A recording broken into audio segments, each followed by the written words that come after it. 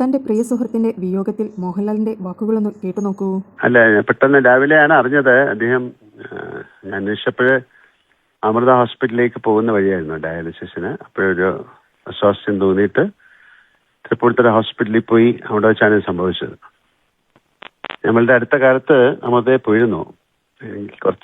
എനിക്കൊരു സുഖമില്ലാതായപ്പോഴാണ് ഞാൻ പോയത്.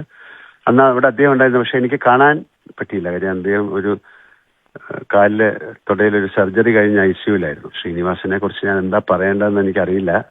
ഞങ്ങളുടെ സിനിമാ ജീവിതത്തിൽ ഒരുപാട് ബന്ധങ്ങളുള്ള ഒരു ടീമായിരുന്നു ഞാൻ, ശ്രീനിവാസൻ, പ്രിയദർശൻ, സത്യൻ അന്തിക്കാടൊക്കെ, ഇന്നസെന്റൊക്കെ. പക്ഷെ എന്നെക്കാളും കൂടുതൽ ശ്രീനിക്ക് അവരുമായിട്ടാണ് കൂടുതൽ സമയം സ്പെൻഡ് ചെയ്യുന്ന സത്യേട്ടനും പ്രിയേട്ടനും ഒക്കെ ആയിട്ടാണ്.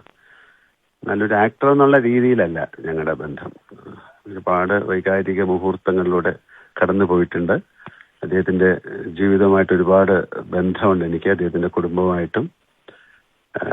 സിനിമാ നടൻ എന്നുള്ളതിലല്ല, ഞങ്ങൾ ചേർന്ന് ചെയ്തിരിക്കുന്ന സിനിമകൾ ഒരുപക്ഷെ മലയാള സൊസൈറ്റിക്ക് ഒരുപാട് സർക്കാസ്റ്റിക് ആയിട്ടുള്ള സിനിമകൾ സൊസൈറ്റിക്ക് നേരെ നമ്മൾ ചോദ്യം ചെയ്തിട്ടുണ്ട്. അതൊരു കാണുമ്പോൾ വളരെ തമാശ പടങ്ങളാണേലും അതിൻ്റെ ഉള്ളിലൊരു ഉൾക്കാമ്പുള്ള സിനിമകളായിരുന്നു ശ്രീനി എഴുതിയിരുന്നത്.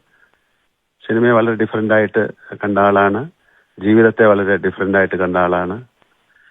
പ്രത്യേക സൗഹൃദം കാത്തു സൂക്ഷിക്കുന്ന ആളാണ്. വളരെയധികം ഹ്യൂമറിലൂടെ ജീവിച്ച ഒരാളാണ്. നഷ്ടപ്പെടുക എന്ന് പറയുന്നത് വലിയ സങ്കടം തന്നെയാണ്. പക്ഷെ അദ്ദേഹത്തിന് കുറേ കാലമായിട്ട് ഒരുപാട് അസുഖങ്ങളുണ്ടായിരുന്നു. അതിൽ നിന്നൊക്കെ എന്താ പറയുന്നത്, ഇങ്ങനെ മാറി മാറി വന്നുകൊണ്ടിരിക്കുന്ന സമയത്താണ് ഇത് സംഭവിച്ചത്.